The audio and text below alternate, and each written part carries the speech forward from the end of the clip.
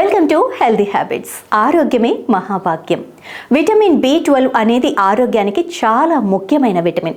దీని లోపం వల్ల శరీరం అలసట, చిరాకు, బద్ధకం, ఏకాగ్రతతో ఇబ్బంది, నడవటంలో ఇబ్బంది వంటి లక్షణాలు మొదలవుతాయి. ఆహారంలో విటమిన్ B12 అధికంగా ఉండే ఆహారాన్ని తప్పనిసరిగా చేర్చుకోవాలి. సాధారణంగా విటమిన్ B12 మాంసాహారంలో ఎక్కువగా లభ్యమవుతుండగా కొన్ని శాకాహారాలలో కూడా విటమిన్ B12 లభిస్తుంది.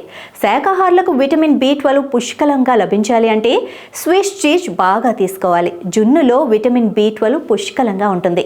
ముఖ్యంగా స్విస్ చీజ్లోనే ఎక్కువ. 50 గ్రాముల స్విస్ చీజ్ తీసుకుంటే 1.5 మిల్లీగ్రాముల విటమిన్ B12 లభిస్తుంది.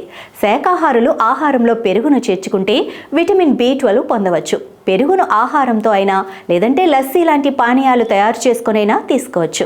పనీర్ రోజువారీ విటమిన్ B12 అవసరాన్ని కనీసం 20% భర్తీ చేస్తుంది. 100 గ్రాముల పన్నీర్లో 0.8 మిల్లీగ్రాముల విటమిన్ B12 ఉంటుంది. ఇది పెద్దలకు కావలసిన విటమిన్ B12 మొత్తంలో 3వ వంతు. బీట్రూట్లో కూడా విటమిన్ B12 ఉంటుంది. శాకాహారులు తమ ఆహారంలో బీట్రూట్ను తీసుకుంటే విటమిన్ B12ను భర్తీ చేసుకోవచ్చు. బీట్రూట్ను కూరలు, జ్యూస్, స్మూతీలు మొదలైన వివిధ రకాలుగా తీసుకోవచ్చు. పాలకూరలో విటమిన్ B12 సమృద్ధిగా ఉంటుంది. పాలకూరను కూరగానే కాకుండా సూపులు, గ్రేవీల్లో కూడా ఉపయోగించుకోవచ్చు. పాలకూరను జ్యూస్గా కూడా తీసుకోవచ్చు. శాకాహారులు విటమిన్ B12 కోసం సోయా మిల్క్ కూడా తీసుకోవచ్చు. సోయా మిల్క్ బెస్ట్ వేగన్ మిల్క్గా పరిగణించబడుతోంది.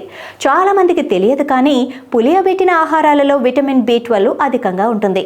ముఖ్యంగా ఇడ్లీ, దోశ, జోక్లా వంటి ఆహారాలలో విటమిన్ B12 ఉంటుంది. వీటిని తరచుగా తీసుకుంటే విటమిన్ B12 సమృద్ధిగా దొరుకుతుంది.